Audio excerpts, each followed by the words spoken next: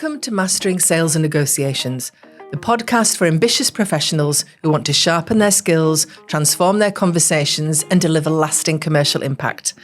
I'm your host, Rachel Massey, and in this episode, we're joined by Rebecca Bromwich, Global Account Director at Vodafone. And we're going to explore why the best salespeople need to be two-faced. And no, we don't mean being dishonest. We're talking about the ability to adapt, to balance the language of the customer with the language of your own organisation, and to navigate the tensions that come with both. So, let's hear what Rebecca has to say.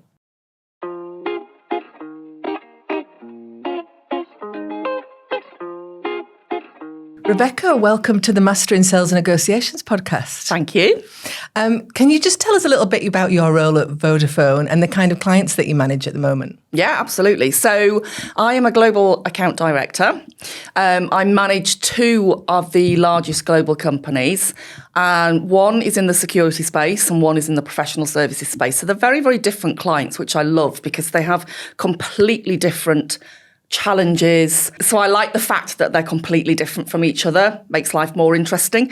But I manage the teams in around the world as well. So I manage the strategy for these companies on a global basis. And then I have teams in different countries who manage it. They implement that strategy on a local basis. So yeah, that's me in a nutshell. Just on that then, how do you find managing those teams in different countries? Is that quite a challenge in itself? It can be. It's very interesting that there's a lot of different. I'm going to go on to some cultural stereotypes now, which perhaps I shouldn't. But I did learn quite early on that the people that I deal with in Germany do not like small talk. So, and it was quite interesting because I'd be chatting away, asking them various different, and they'd just get questions quieter, about the weekend. Yes, quieter and quieter. And I thought, they're really not interested. So now I go straight in there. Right, what's happening this week? And, there are some cultural nuances, which I find really interesting. But it's difficult. I tell you what's difficult because they're not in the same country, so you're not managing. I'm not their manager. I manage that team. So some people are more, let's say, keen than others. Some you really have to work to bring on board. So yeah, there's a lot of different nuances, let's say. Keeps it interesting. It keeps it very interesting, Rachel, yeah. So the title of today's episode then is about being two-faced in sales. Yeah. Controversial, possibly. But it's in the best possible sense. So can you explain what we mean by that and why you think that's a critical skill for salespeople today?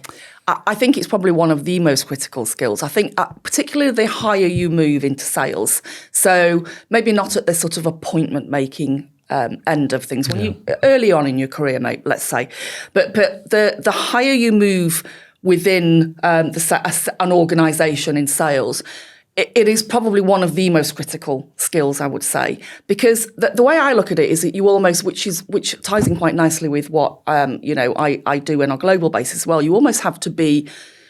I wouldn't even say bilingual. I think you have to be multilingual. I think you need to understand from your own company's perspective, because they've got KPIs, they've got forecasts, they've got forecast pipeline, all that type of thing. So you need to be able to understand and work that language. But then from a customer perspective, you need to be able to understand their world as well. So they don't care about your sales process. They've got their own challenges, they've got their own ambitions, they've got their own why they're talking to you in the first place. So they don't care that you've got quarter ends and FY ends and all the rest of it. Yeah. So you have to learn how to juggle those two and almost make it seamless. So the way I look at it is that you advocate for your company with the customer and you advocate for your customer with the company. So you're almost like that mediator. Absolutely. And you talked in your blog, the Sales Roast blog, that you talked about the idea of the trusted advisor, and you had a bit of an issue with that terminology. What? Because it feels like that's part of what you've just described. Yeah. So what's your concern about that terminology? So I think it's becoming almost a cliche now. I think it's the gold standard of what everybody's trying to achieve, which is great and absolutely should be as well, particularly when you get into these larger type of sales. The trusted advisor is almost like the holy grail of what every salesperson wants to be. It's also the holy grail of what every company wants to attract to come and sell for them, which is brilliant. And if that's what we were allowed to be, then fantastic. But where I find that it often falls short, and I'm not just talking about places that I've worked. Obviously, I've got, people move around, you keep in touch. So you know what goes on in other companies. I'm quite well versed in what goes on. There's often a real disconnect between what you are trying to be as a trusted advisor versus the internal pressure that you're getting in terms of it's. The way I look at it is that you've got people who are saying, yeah, we want you to be a trusted advisor. We want you to be a strategic partner to your customers. And then to a point, yeah. And the next time you're on a call with them, it's getting near quarter end. When's this going to close? When's it coming in? All that sort of. So they don't trust you as much as they want you to be trusted. Yes, yeah. Exactly I mean, it's the same thing. I used to talk a lot at conferences and events and things about the idea that every organisation's glossy corporate year-end report has got something in there which says people are our most important asset. Yeah. And I used to just kind of stroke my beard and Are they though? Really? Is that the way you act? Yeah. And it's just that same thing. I think that idea of it becoming a kind of cliche is sort of sad in a way, because I think that idea of actually having genuine trust on both sides, and the point that you were making earlier about speaking internally, what are the challenges there about bridging what the company is trying to do, the corporate entity that you work for is trying to do, versus satisfying what your client thinks they've bought, really, or thinks that they might want to buy. Yeah. Where does that communication or that process break down for the person in the middle who happens to be the kind of account director or salesperson or whatever they are? So I think there's a number of areas. I mean, first of all, I think that it starts at the top. Yeah. But I think in terms of managing that relationship between the two, because you very much are the middleman in this. Yeah. So the way that I've looked at it is that you need to be really, really crystal clear on what your strategy is. And also crystal clear on what the customer's strategy is. So like I say, they don't care about your internal processes and sales process and everything else. It is not on their radar. They'll be aware of it, but it's not what they're looking at. So you almost need to bridge that. And I think the way that I've found is the best way to navigate this is to understand the buyer and their company and their needs completely. So I'm talking about not just their challenges and their ambitions and what they're trying to achieve with buying your solution. I'm talking about who is involved from their side, who are the stakeholders, at what point will they come in and what interest do they have in this? What is their governance process? So who is likely to appear from the wings that you didn't even know existed? Because that does happen often. Who is procurement starts waving a little flag. Exactly. Or somebody that just pops in and you're like, hello, there's and quite often on a call as well. Really? May I introduce you to? Yes, exactly. So I think the more you can understand that, because what it is for the companies, they're having to rely and trust on their salespeople to be able to manage this process. And I think from a manager, when you step back and you're not directly involved, it's quite difficult to them, because they've then got to feedback, who then have to feedback, and so on and so forth. If they don't understand it, or they don't feel comfortable that you understand it, that's where the difficulty lies. You're going to get loads of questions. You're going to get loads of people asking you, why isn't it coming? Why isn't it moving? Why are we stalled at this bit? Or this type of conversation. So if you can be able to say, I understand their process, I understand their governance, I understand who's involved, at what stage, etc. It just gives them that level of comfort.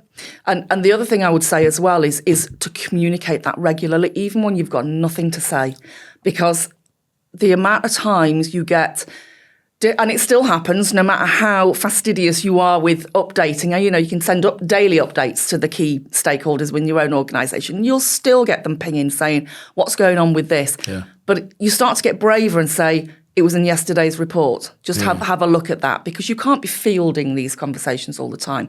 But I think that over-communicate is what I would say. Just a daily briefing, doesn't need to be much, but this is what's happened today. If there's nothing to report, tell them there's nothing to report. It just gives them that sense of that comfort feeling, rather than going, I don't know what's going on with this. But you have considered it and you understand where you are. Yes, exactly. Yeah. And that idea of kind of being able to play back the customer's perspective, the client's perspective. When you're talking about very large organisations, and you're working with very large organisations on a daily, hourly basis, that idea of being able to say, yes, but it's different in country X, or the process is being slowed because of this other thing that's going on, which doesn't mean that we're not going to land this deal or we're not going to progress here. It just means that it's going to take slightly longer. Yeah.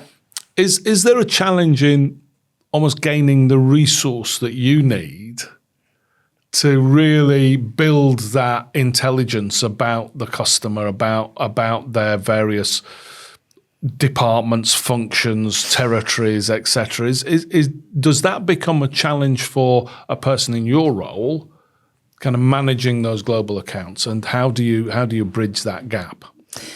So that's a good question, actually, and I think it depends. I think you need to be really careful about how you manage this internally as well. So my two clients are not only have nuances globally, but they're polar opposites from each other as well. Professional services have a certain set of challenges and ambitions.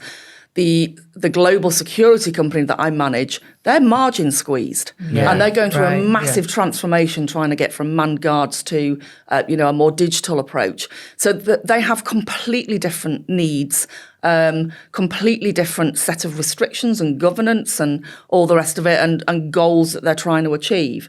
So one of the things that I do when I look at and it's not possible for the professional services to look at an annual report, but they do have things out there that you can do your research on. So I think you need to be really, really well prepared, and having a strategy is part of that preparation. So really understanding the customer themselves. I don't think you can be over prepared in this. I think the more you understand about the customer themselves, and not in relation to your solution. I mean, take that out of it completely. It needs to be about what are they being measured on? What are they're having to appeal to their own shareholders, and a lot of it comes from that direction as well. So I think the more you understand them as a company, the more you can go back in. So one of the things that I really advocate for is having, you can call them what you will, deal clinics is one of the words, but it really is just a gathering of people with different experiences around the company. So for example, with the security company, then I've had a conversation with our head of security. Yeah. I've had a conversation with our head of facilities. Yeah. Because, I want to understand what their world looks like. Yeah, and actually they can offer information and things that you never would have thought of. What type of things that they're up against, what their KPIs are. Yeah, because why would you know? You've got to you've got to investigate this stuff. Absolutely. And I think that's where you can get a lot of really gold information and nuggets from your own organisation to really understand their world and what might be on their radar or what they might be struggling with, for example. So it's just about bringing, the way I look at my role is, and I do say this quite a lot, is that I'm almost like the conductor of an orchestra. So you need to know who to bring in and when. So when does the woodwind come in? When do the strings? When does the drums start playing or whatever? And actually, when do you tell them to shut up as well and move on to the next bit? So it really is managing lots of different strings, if you like. And I think that's where the clearer you can be on your understanding of the customer, so the more you know of them, so present to them and say, this is what I know about the customer. Now tell me anything. And one thing, and I think I learned this over my career as well, and I've seen a lot of people do this, and I always say, do not worry about the gaps. In fact, the more gaps you have, the better, because don't assume that you're ever going to understand everything. No. You don't have to know the answer to every question. You don't have to understand every part of their business. Bring in people that can help you fill those gaps. Yeah, exactly. So that's the information gathering part of being a really great two-faced salesperson. But what do you feel are the real skill sets as well that you need to bring in? What skills do those people need to have too? So I think that you need to be able to have what I call organisational empathy. So to understand how your own internal company works, navigates, what their own purpose is. And I think people can lose sight of that as well, because if you actually go back and say, what is your own company's purpose? I reckon there's quite a lot of people that wouldn't be able to answer that. Absolutely, yeah. So it goes back to that. And I think having empathy, sort of organisational empathy, so understanding the different parts. So how does finance work? What do they care about? How does IT work? How does, pre-sales, all the different people, because there are, particularly in a large organisation like Vodafone and other companies, similar size company. I've always worked for pretty big companies. They all have their own set of challenges, let's just say. And I think the larger the organisation is, the less agile, the more processes, the more red tape, all the rest of it. Trying to navigate that is often harder than getting the customer to buy into it in the first place. And recognising that for some people, I remember having a conversation with somebody once who was telling me that she had to do a desk assessment, ergonomic assessment of her workspace and all the rest of it. And there's a questionnaire which went on for about 20 pages. And it's like basically the guy who was responsible for the ergonomic assessment thought that was what the point of the organisation was. Whereas actually, we were doing a whole host of other stuff and time was limited and resources were thin on the ground and all that. That idea of being able to see the wood for the trees, even about your own organisation, is challenging. To be able to understand that for the client organisation, particularly if you've got a number of different clients, and in your case, they're very, very different. Keeping that all in your head is kind of tricky. So what are the challenges then of navigating both, so that you are speaking to, we have this idea of speaking to the right people at the right time about the right stuff. It's how are you able to navigate that and choose where you're going to focus your time and where you're asking your teams in those different territories to focus their time? How are you kind of guiding that process, I suppose? That is an interesting question, and it's actually. The answer is multifaceted, because in the role that I do specifically, then the team of local account managers or national account managers, we call them, within their different countries, my account is not the only account they manage at all. I mean, some of them only have a few. Some of them can have a list of like 200 on there. Really? Because if it's not a very active region, for example, or it might be a huge global company, but their local market, it is small fry. So it's barely on their radar. So trying to compete for their attention, and also you get the type of salespeople as well that they'll be your best mate if you go to them with something saying, I've got you a contact, I know the contract's coming up for renewal, or some piece of information, and then they'll really want to know. But trying to get them to be proactive is often a completely different story, and that is challenging, and I get the fact that they have other accounts. So trying to make it interesting for them from this perspective, while we're looking at this side of things, trying to make it interesting. So I write a quarterly newsletter for each account, and I send that out, and it has static pages that have links to their LinkedIn, Twitter accounts, Instagram, whatever they've got, all this type of thing. The latest link to their latest annual report or investors report, or whatever might be on there. And then I do updates of what salesperson has, is what conversations they're having. You know, if I've been out to that particular market with them, you know, I'll talk about the visit there, what we talked about. So the different types of conversation, just trying to build that interest and also understanding and make it a little bit more exciting so it sort of stands out and you know, on their radar. So that's one of the things. But also then in terms of, let's say where I'm managing stakeholders on a particular deal and it's not salespeople, it's going to be people like pre-sales or delivery or finance, commercial, you know, all the different types of people that get involved. And there are lots of them, trying to make sure it's a case of just checking in, having regular calls. I think we on some of the contracts that I'm working on, we'll have twice weekly updates. So call them steercos. So you'll have these calls and you'll bring everybody on. Not everybody can join every one, but I do try and ask, you know, if you can make yourself available. And even again, if we've got not much to report, at least everybody is kept up to date. You need to keep at the forefront of people's minds. Yeah. Because they've got so much going on with other stuff. The minute that momentum is lost, then the whole thing will slow down. So just keeping it at the forefront. This is what we're talking about. Has anyone spoken to the customer this week? Has anyone, you know, got anything to report back? Any challenges? We've got new challenges from these departments, exactly. Yeah.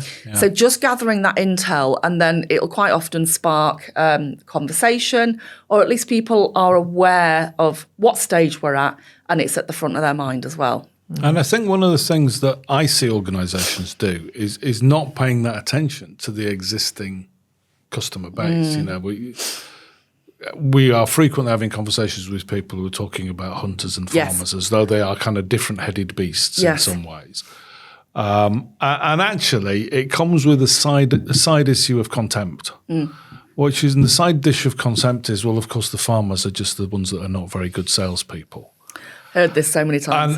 And I just go, honestly, have you got any idea why incumbent suppliers lose deals? It's because they think like that. It's because they don't put that time and effort and focus into how do I keep this alive, not only for the client, but also for my people, so that they're prepared to go that extra mile. I want to come back to that issue of trust. So where does that trust lie? Is that a trust between the national account manager and their local equivalent within your client? Is that a trust between the organisation in that territory and the service that they get? Is that about a trust between them and VodafoneThree? Where does that trust lie, and where do you want it to lie when you're talking about people being proper trusted advisors? So I think the trust has to lie with management. You have to be, but you can't, I mean, don't get me wrong, you can't invite somebody into an organisation and then you need to earn your trust, right? You've got to earn your stripes. And you've got to show people that you're, and I'm not talking about hitting the ground running and, you know, getting 150% in month 3 or something like that. That's ridiculous. But earning the right to gain that trust, I think, is really, really important, because the more successful I've been is when I've had people that I've been able to bring with me on that journey. So I'll give you an example. So this was, God, how many years ago now? We're talking over 10 years ago now. And there was a specific deal that was on the table. So, right, let me go back to the beginning. So what happened was I had sold a contract to quite a large, easy for me to say, large organisation. And I had sold into that company, and that had its set of challenges, and that was an acquisition. And then one of the buyers, procurement people, moved companies. Right. And he moved to another very, very large organisation, contacted me and said, "Are you still at X company? Will you come out and quote for us?" So I said, absolutely. He brought me out. He brought me back in. But this particular company that he'd moved to, the company that I worked at, had every time they came up for renewal, it just went through the motions with RFP after RFP after RFP. The company never won it. There was never any feedback. There was never anything from the customer. And it got to the stage where they said, no, we're not bidding for this. We're zero interest in doing that again. Zero interest in, and it was a large one as well, so it needed a lot of resource. And I said, yeah, I know, but that I trust the person that I've worked with. He's sought me out. He's come in. He's new. And I got so much pushback on this. And the way that I navigated that was I actually I thought, no, I really trust. You really believe in that this. I believe in this because I believe in the person that I've built that relationship with. So I sought out people from around the business, that commercial, bid management, various different people within the business that I worked with before and I knew trusted me. Because we got that relationship and I went to them and I said, will you work on it with me? And I said, these are the reasons why I think we should go after it, the reasons why I think we can win it. And they bought into me. So I wasn't just somebody that said, oh, please, I just want to bid for something. They bought into me and I actually ended up, we had a bit of a rogue group between us that I mean, don't get me wrong, because the company got very interested when it started looking like it was going in the right direction. And all of a sudden there was all of a sudden there was all this resource being thrown at it. Yeah. But I had to fight for that, really to fight for that. Yeah. But that was about, there was a lot of trust there, I think, from different directions. There was trust in the original procurement person, in me. There was trust in me with him because we'd worked together before. And I actually sat... I remember sitting on a table and saying to him, if we are going through the motions and you need to get 3 supplier quotes, tell me. Yeah. Because I know you will, I'll give you a quote that you can use, but don't make me go through this because it's going to take me this long to do. This is what the process needs to go through. And he said, I promise you we are not going through the motions. It wasn't a done deal, don't get me wrong. But he said, I want to look, I'm new into this, I want to look at this and I want to assess. So, and then me bringing people. So there was trust in all different types. There wasn't trust in the organisation in me, interestingly enough, until it started to look like, ooh, I've got a sniff of something here. Yeah, and that idea. I mean, coming back to that thing about the trusted advisor is that it does happen at those different levels. What Rackham, who was our founder and obviously wrote the original spin selling book. About 20 years after the spin selling book, wrote a different book where he talks about different levels of trust specifically. So he talks about transactional trust. I trust that this solution is going to work.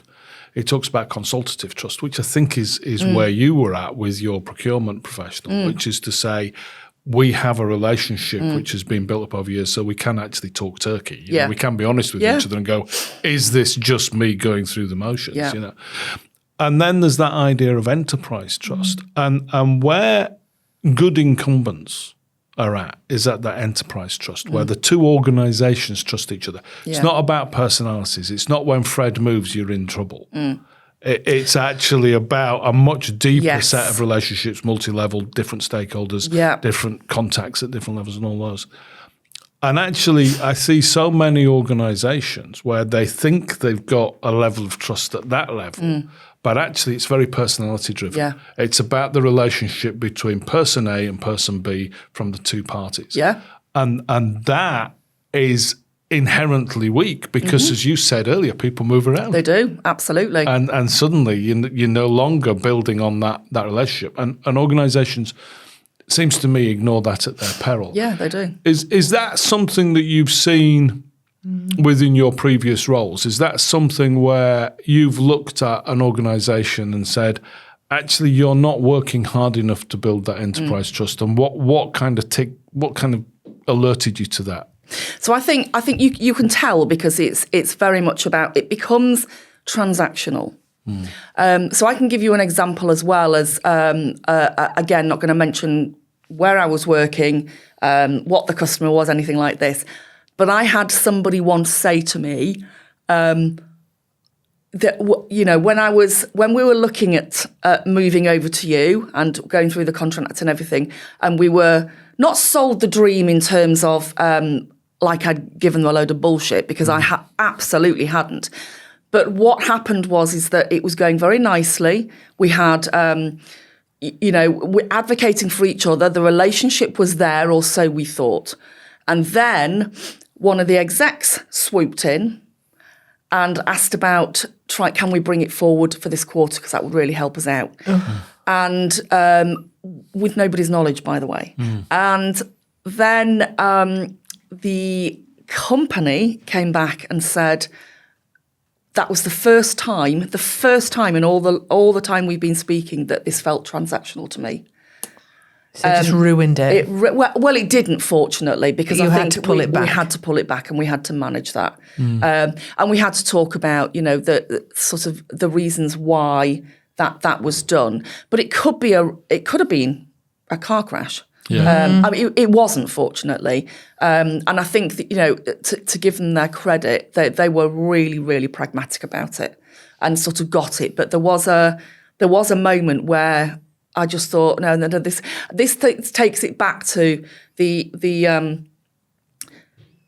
trusting your people until you don't. Yeah. They say they trust you to bring in these deals, and they leave you alone and bring it in, and then all of a sudden end hits, and all of a sudden it's no, we need it now. Yeah. It seems then there needs to be a real cultural shift then with organisations to understand this. And where does that come from? That is a really hard thing to do, isn't it? Does it come from the lead? Does the leadership have to lead that? The sales leadership have to lead that and say, you've got to trust us? Where does that come from? I mean, I guess in some respects, it's that, again, that kind of sloppy use of language, that kind of cliche-driven stuff about, we're trusted advisors, or, our most important asset is our people, and all the rest of it. I think senior people who mouth those things, and sometimes it might not even be the senior people who are mouthing them. It might be somebody who's putting a comms piece together. It might be, even an external agency who go, and these are the terminology that we've done some research on that really resonate with people, etc. That idea of recognizing that you've got to actually say the things that you mean and mean the things that you say, and go deeper than just the kind of headlines. That idea of saying to people, "You're all trusted advisors," when people are going, "No, we're not," is well, when am I getting trusted then? That is really problematic. So that idea is tricky. But you're in the middle of that, or have been in different roles. Yeah. How do you manage when there's that disconnect?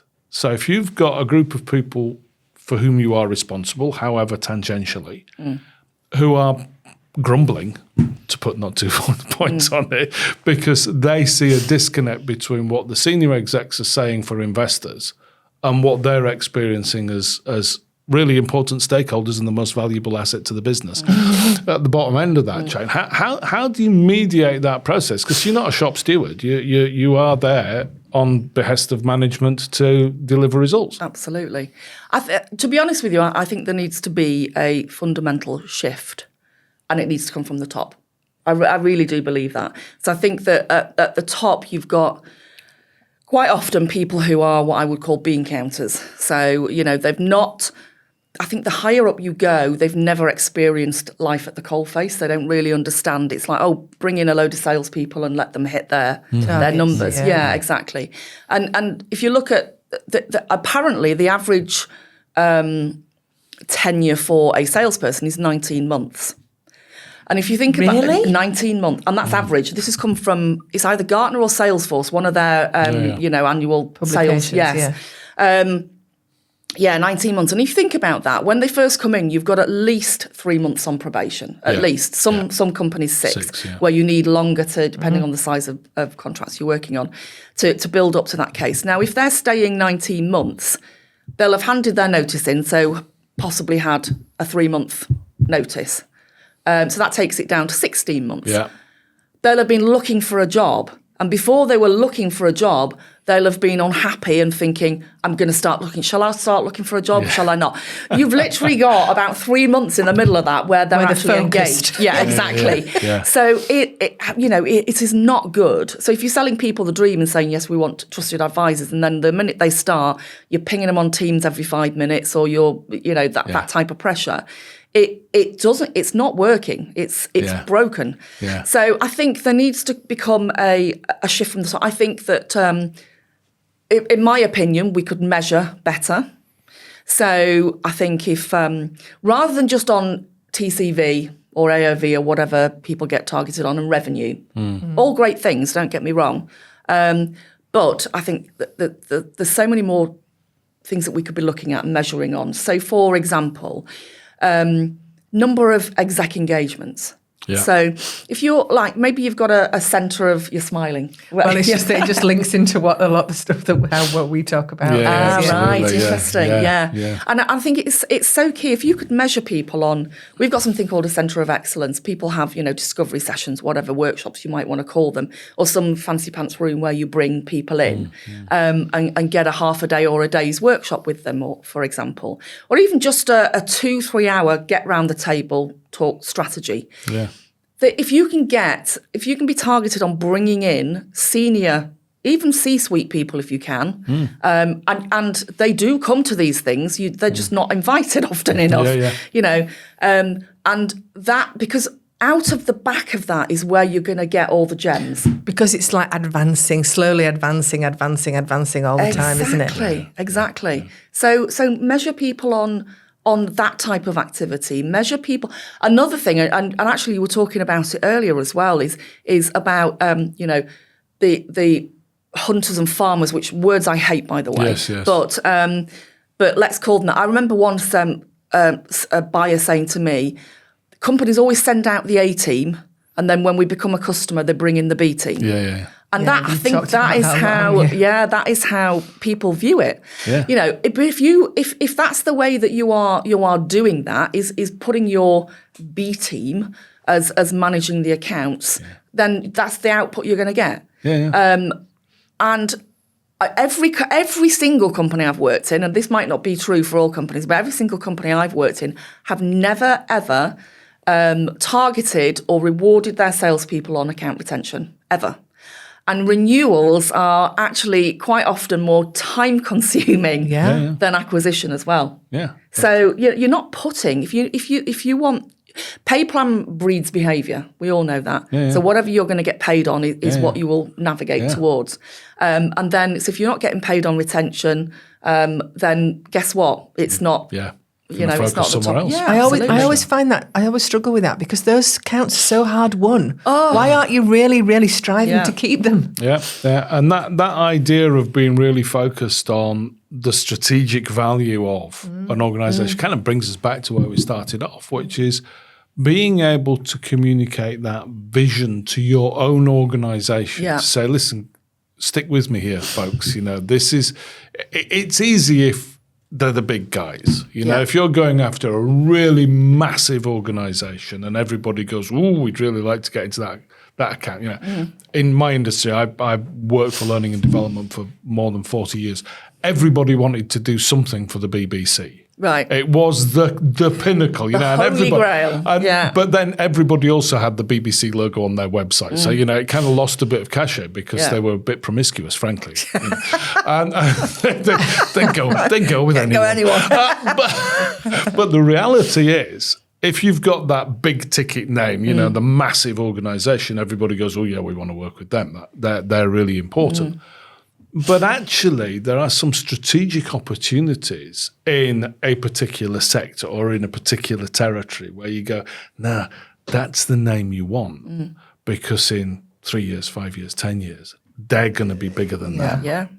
They're going to be the really important ones. So stick with me on this, because their strategy and our strategy really speak to each other. This is going to be of massive value. Yeah. Do you have a forum where that kind of strategic level conversation happens? Yes. And how did you get it? I suppose it's the advice that people are going, "Well, that's all right for her. How do we get that? How do you get to that level?" Yeah. Yes, I do, is the first answer. And the second answer is that you have to work at it. So this doesn't materialise out of nowhere. And I think, to be honest with you, so I'll give you an example of a very, very large client that I brought on board from an acquisition status, so they were not currently with the company I was working for, and it was an 8-figure deal. It was, so we're talking huge here. It was less about the solution and more about the company fit and the values. So looking at did a whole piece. I spent years building up to this, bringing in, doing the discovery sessions, bringing in various senior stakeholders. Yeah. But a massive part of that was how to make sure, and it was important to the client as well, to make sure there was a cultural fit. Was that synergy there? So we looked at all sorts of things like diversity and inclusion. What was our sustainability journey? Yeah. These are all hugely, hugely important to a company. If you're trying to bring a large company on board, they're not. The solution almost becomes.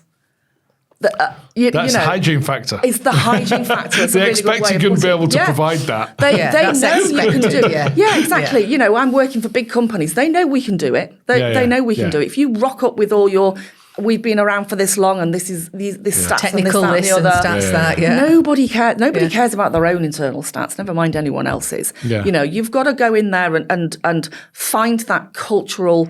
How do we work together? And actually, not just how do we work together, but what opportunities can this be to either co-create something or work on something together? If it's sustainability, do we have a shared goal or a shared target that we're working towards? Yeah. All those kinds of things are really, really important. And I think also the more you can talk to companies about completely leave your own solutions out of this, bring in strategists about what the future looks like in this space. Yeah. So I work in the tech and telco space. So bring it let companies know what we're looking at 5 years down the road from here, because it's very different. Technology moves a hugely. Even more now. Gosh, it's constantly evolving. So tell them what they can expect. Make it easier for them to do business with you in terms of this is going to come down the road. It's not here yet, but you know what? Let's try and see if we can do something commercially flexible, which will mean that we can migrate you onto something new if it comes and you're halfway through a contract. You don't want to be stuck on legacy equipment, for example. There's all sorts of different. It's those strategic type of conversations that you're having. You're not selling at them. You're working out, how can we do business together? Where are we aligned? What are those opportunities? And that is where you do get that enterprise level trust, because if I was to leave or somebody from their company was to leave, guess what? Those two clients are not going to follow with you because you've built this. Absolutely. And I suppose that you're going to go through this relationship together. There are going to be challenges, but we want to be sure that we'll be able to get through those challenges together. We're not going to fall out about this. Exactly. We're going to be able to do this. Yeah. Yeah, it's about an ecosystem, isn't it? It's like strategy doesn't happen within organisations. Strategy happens within organisations within their ecosystem. Yeah. So that wider capability of what the enterprise brings becomes part of the future strategic fit for the organisation. And I think that's really important for people to remember that it might not be the goal of the next sales call you go on. But actually a mix within your pipeline of things that look like they might be going to go in that direction is kind of important. And again, coming back to some of the things that you've raised in the Sales Roast blog, that's where you want your people to be focused. So I want to come on to the blog for a moment, which is you're very busy. You've got all of this stuff going on. Yeah. Why the heck are you writing this blog? What motivated you to do it, and why were you inspired to do that, I guess? Yeah. So I was inspired. I was inspired by outrage. It's a good driver. Good driver. Outrage. We like that. Absolutely true. So I can remember. So I didn't start writing it straight away. I festered for a while until I thought, I need to get this down. Yeah. So it came. It was somebody I knew on LinkedIn who I'd worked with a long time ago, and still obviously we see him on LinkedIn, and he posted something on there, and it was just like a real, and I'd seen a load of this stuff out there as well, just this sort of like hustle culture, bro sales type, rah stuff. And honestly, I don't know what it was at that particular time. It just hit me at the wrong time, and it was just a complete, I can't take this anymore. This is just, So you'd been triggered by LinkedIn. Let's be honest. We've all been there. We've all been there for sure. what led you to go, no, I've got to do this properly, not just fly off in the comments section? No, so I didn't fly off in the comments section because I know this person, and I thought, no, I'm not going to be unfair. However, having said that, I do comment on people's, and if I think I've got something that will back up my comment, I will be contrary, because, well, you've got to have a conversation. You've got to, exactly. You've got to have the conversation. And I think debates are healthy. And if if they got their view, mine might be different, but so be it. But yeah, critical thinking. Critical thinking, absolutely. But yeah, it was that one post that was like the absolute, I guess, the straw that broke the camel's back for me. And I started getting more active on LinkedIn, posting shocking things that I'd seen about sales or posting my own opinions and what have you. And people were coming to me and saying, I really like what you put about that. People were saying things that actually I've been told several times in my career, is you say what everyone else is thinking. And I thought, do you know what I am? And so the more, I don't want to use the word validation because I don't do it for validation. Genuinely, I really don't. But I was being validated by people dropping into my DMs, not in public, and saying, my God, you're saying what I'm thinking. Yeah. And the interesting thing was, I don't know if it's interesting or not, but it was interesting to me, was that it's nearly always men. And I think they hide in plain sight, really, because a lot of men don't want to be seen. Think like posts when I've posted about imposter syndrome, for example. I had loads of men coming to me in DMs and saying, I go through this as well. Thank you for calling it out.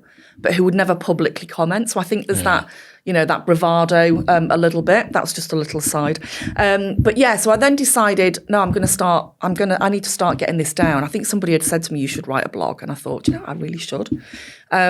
So the sales roast was born, and it's my antidote to sales bullshit, basically. Wow. And I just thought I need to get it out there because I've got a lot of opinions. I've got a lot of experience. I've been in sales for 30 years. I've seen the good, bad, and the ugly, and I've seen the really good, bad, and the ugly. Yeah. And I'm still here. I'm still. I still do this job. And enjoying it. And I enjoy it, for the most part, enjoying it. I mean, there are some days when I wake up and think, well, why am I still doing this? But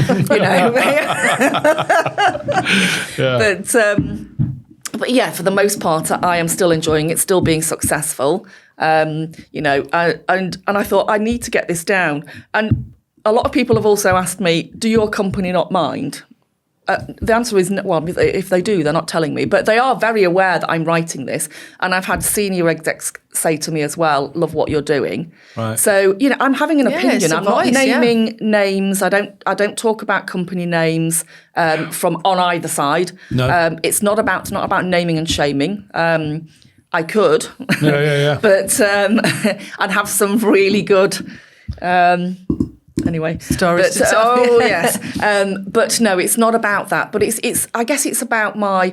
And I think what's happened is that when I started it started off as a bit of a vent, but it's actually turned into something where I'm genuinely looking at this strategically now and thinking, what do I think's wrong with this? What do I think needs to happen?